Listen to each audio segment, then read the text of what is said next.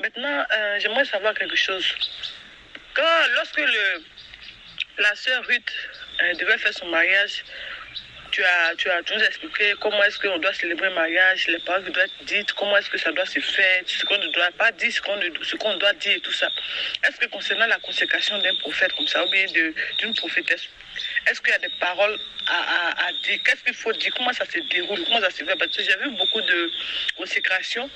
Voilà, il y a eu des consécrations où on lave les pieds. J'ai vu des consécrations où il y a beaucoup de choses. Où il y a du sel et toutes ces choses-là. Voilà, il y a une épée, ou bien je ne sais pas si c'est une épée, mais c'est un savoir, un truc comme ça. Et que je vois un truc comme ça sur Internet. Donc j'aimerais savoir un peu quelle est la pensée de Dieu, qu'est-ce que le Seigneur demande, comment est-ce que la consécration doit se faire selon la volonté de Dieu. Voilà, parce que je vais dès maintenant me préparer par rapport à toutes ces choses. Ne pas être dans le faux, quoi. Je veux être dans la vérité. Shalom, sœur Nadège, sois bénie. J'espère que tu vas bien. Sois bénie. Si tu vois une consécration où on prend un cèdre, je ne sais pas si c'est cèdre ou un sabre, ça ressemble à une épée, un truc comme ça qu'on prend pour consacrer, il faut fuir de là. C'est la franc-maçonnerie. Il faut fuir de là.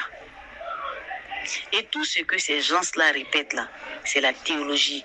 C'est des choses la source est franc-maçonnique. Et tous les pasteurs répètent ça jusqu'au jour d'aujourd'hui pour pouvoir consacrer des gens. Mais je vais prier. Tu as posé une très bonne question. Je vais prier, puis je vais te revenir. Toi aussi, il faut prier. Voilà. Parce que maintenant, c'est ce que je préfère. Tu vas prier, moi je vais prier. Et ensemble, ce que l'Éternel va nous montrer, on va faire comme ça. Voilà, tu vas faire comme ça. Parce que tout ce que tu vois où on prend les épées, on met sur les épaules, les gens vous entourent, ils disent des trucs bizarres. C'est des choses qui ont été déjà écrites depuis autant de temps. Et ça a commencé d'abord dans les loges franc-maçonniques jusqu'à s'arriver dans la théologie. Et c'est comme ça jusqu'à aujourd'hui, nos hommes de Dieu sont consacrés. Mais tout ça, ça va changer au nom de Jésus-Christ. Parce qu'il est sur le point de se révéler de manière véritable et authentique. Donc, ma soeur, sois bénie. On va prier. Je te reviens. Shalom, sœur Nadège, sois bénie. J'espère que monsieur va bien et les enfants vont bien. Sois bénie. Alors, voici ce que j'ai reçu. Et l'Éternel aussi m'a dit de parler de la consécration que j'ai eue au ciel. Voilà. Pendant la consécration, celui qui doit faire ta consécration, il faut que ce soit un pasteur qui est vraiment dans la vérité. Ça, c'est numéro 1. Un pasteur que tu connais véritablement. C'est pas parce que tu as entendu que c'est un gradé, c'est un grand pasteur, il a des révélations, il opère des miracles. Non. Un pasteur que tu as côtoyé, tu connais ses faiblesses, tu connais ses forces, tu le connais véritablement et c'est un choisi de Dieu. Voilà. Et ce que tu dois éviter, parce qu'il n'aura pas qu'un seul pasteur qui va faire la consécration, il y aura d'autres pasteurs. Et tous ces pasteurs-là, tu dois être en mesure de les connaître véritablement d'abord. Il faut les connaître d'abord. Vraiment, il faut connaître leur vie, leur témoignage et leur attachement pour le Seigneur Jésus-Christ. Ces pasteurs-là pourront assister, pourront t'aider, pourront faire, comme on appelle, la consécration. Voilà, pendant la consécration, tu es à genoux. On ne prend pas une épée. Non. Les épées, c'est pour l'armée, c'est pour les rois. Quand on fait la consécration d'un roi, quand on fait la consécration d'un corps habillé qui est chrétien, quand on fait la consécration de, je ne sais pas, mais des ministres, des présidents, voilà, là, ils peuvent prendre une épée. Là, il n'y a pas de problème. C'est vrai, certaines personnes prennent l'épée, certains hommes de Dieu consacrent avec des épées parce qu'ils se disent que l'épée, ça symbolise quand même la parole de Dieu. Mais non. Voici ce qu'il faut faire. Pendant la consécration, si tu es à genoux, au lieu de prendre une épée, on prend la Bible. On prend la Bible. On ouvre la Bible sur le verset où Dieu, Hachem Adonai parlait à Josué que ce livre de la loi ne s'éloigne point de ta bouche. Voilà. C'est ce qu'on prend. On ouvre sur ce verset-là. On prend ta main. On met ta main dans la parole de Dieu. Et on ferme la Bible. Ta main reste dans la parole de Dieu. Tu es à genoux. Tu es à genoux. Seul le pasteur qui te consacre représente là, à l'instant T, l'Éternel. À part ça, tous les pasteurs qui vont t'entourer doivent se mettre à genoux. Il n'y a pas que toi qui seras à genoux. Tous les pasteurs qui sont autour doivent se mettre à genoux. Le pasteur qui va te consacrer, il ne peut pas se mettre à genoux parce que à l'instant T, c'est l'Éternel qui est là. Voilà. Et toi, vois Dieu au lieu de voir le pasteur. Toi, il faut voir Dieu au lieu de voir le pasteur. Maintenant, pendant que ta main est dans la parole de Dieu, ne dis pas, Seigneur, je te promets d'être fidèle. Seigneur, je te promets de faire ceci. Seigneur, je te promets de faire cela parce que tu dois parler. Tu vas parler. Au lieu des promesses, demande de l'aide. Seigneur, aide-moi à aller jusqu'au bout. Seigneur, aide-moi. L'engagement que je suis en train de prendre. Seigneur, aide-moi à marcher dans ta volonté. Seigneur, je veux que tout le long de ma vie, que tu sois auprès de moi pour que je puisse agir dans ta sagesse. Agir fidèlement. Seigneur, aide-moi.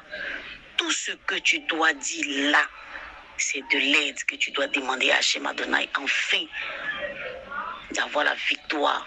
Tout ton parcours sur la terre, avoir la victoire. Tu comprends? Après ça, un autre pasteur peut venir pour un verset pour parler de l'humilité. Parce que c'est ce qui doit te caractériser. L'humilité. L'humilité. L'enseignement sur l'humilité. Ils doivent encore t'enseigner sur l'argent. Parce que voici toutes ces choses-là qui nous mettent en dehors, qui doivent t'enseigner sur l'argent. On ne peut pas servir 2 maîtres à la fois. Non, on ne peut pas servir 2 maîtres à la fois. Tu dois savoir ça. Soit Hachem Adonai, soit Maman. Voilà, Maman. Tu comprends? La dernière chose, on doit te parler de l'orgueil. Un enseignement sur l'orgueil. Il faut retenir toutes ces choses-là parce que ce sont ces choses-là qui font qu'un serviteur de Dieu tombe. Un serviteur de Dieu tombe. Et le pardon doit clôturer les messages qu'ils vont citer, qu'ils vont prêcher, qu'ils vont prendre pour t'aider, pour te oindre. Le pardon doit clôturer. Le pardon doit clôturer. Mais toi, tu dois faire d'abord une promesse sous forme d'aide. C'est ce que je dis. Dans tes promesses, tu dis, Seigneur, aide-moi à accomplir ça. Aide-moi à accomplir ça. Aide-moi à accomplir ça. Tu comprends? Après ta consécration, oui, ils vont te oindre. Il y a des pasteurs qui vont venir te oindre. Lui-même qui a mis ta main dans la Bible doit te oindre. Après l'étape où on finit de te oindre, les servants de l'Éternel que tu connais de manière véritable, tu connais leur vie. Les serviteurs de Dieu que tu connais de manière véritable et que tu connais leur vie. Chacun viendra avec un manteau. Un manteau. Un manteau qui le caractérise, un manteau, quelque chose que tu as vu dans ce serviteur-là. Un manteau. Donc déjà, avant ta consécration, tu dois parler déjà à tous ceux qui doivent venir avec des manteaux. Voici ce que j'aime chez toi. Par exemple, ce temps, voilà. Et quand je te sens prêcher, toi, ce qui te caractérise, c'est la foi. Je veux de cette foi-là, que l'Éternel me donne la foi. Ne te mets pas dans l'orgueil, mets-toi dans l'humilité. Elle viendra avec un manteau. Si c'est la foi qui la caractérise, elle va dire, Seigneur, je donne la foi que tu m'as donnée. Je donne la foi à ta servante. L'autre vient, si c'est les miracles qu'elle opère, si c'est la parole qu'elle développe, toutes les femmes-là doivent venir avec quelque chose comme sous forme de manteau. Un manteau pour venir poser ça sur toi pendant que tu es à genoux. Les serviteurs de Dieu, chacun d'eux, ce qui fait leur victoire, ce qui fait leur force, chacun va venir poser un manteau sur toi. Et ensemble, ils vont prier pour toi. Après ça, s'il y a lieu de faire offrande, il ne faudrait pas qu'on fasse l'offrande sur l'autel. Il ne faudrait pas qu'on profane l'autel. Tu comprends? Je vais faire notre audio. Sois béni. Désolée, j'ai été coupée. Et juste après la consécration, les offrandes là, on ne le fait pas sur l'autel.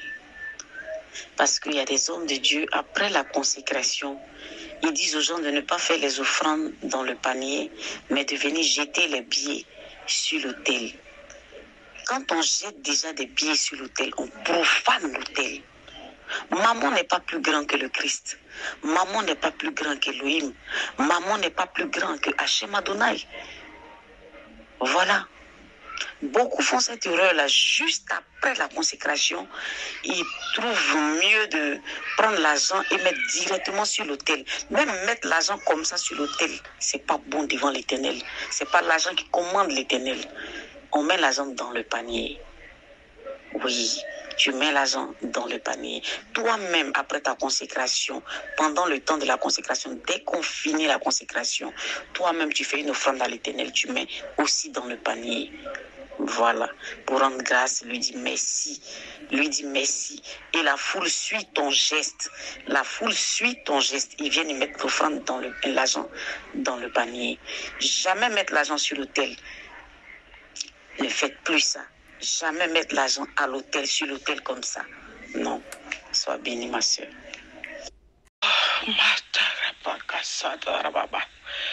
Dios cobrain de bras catarababo shabaraite rekinda bras colobose bras catarababa shekereba hutte bras sabarahonte kilaba usko. Oh, maita bras kilihanda bash keremos. Oh, maita rabadis kalaraba yon de bras kimihanda yabashe. Excuse-moi encore, ma soeur Africa.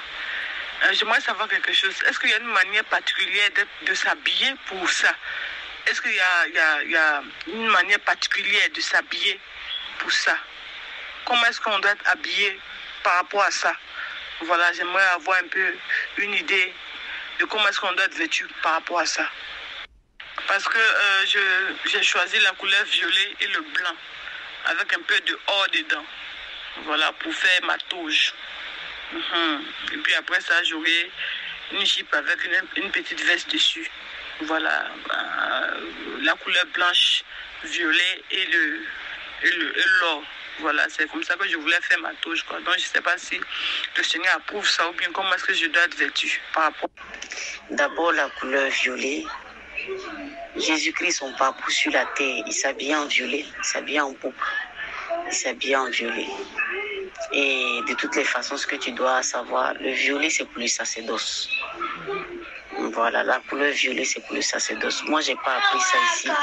C'est au ciel que j'ai appris. J'ai dit toujours, la sœur Nadège, moi, je vais dire ce que je vois, ce que j'ai vu et les enseignements que j'ai entendus. Voilà. Donc, c'est une très bonne couleur. C'est pour le sacerdoce déjà, donc c'est ça. Sois béni. Le blanc aussi, c'est bon.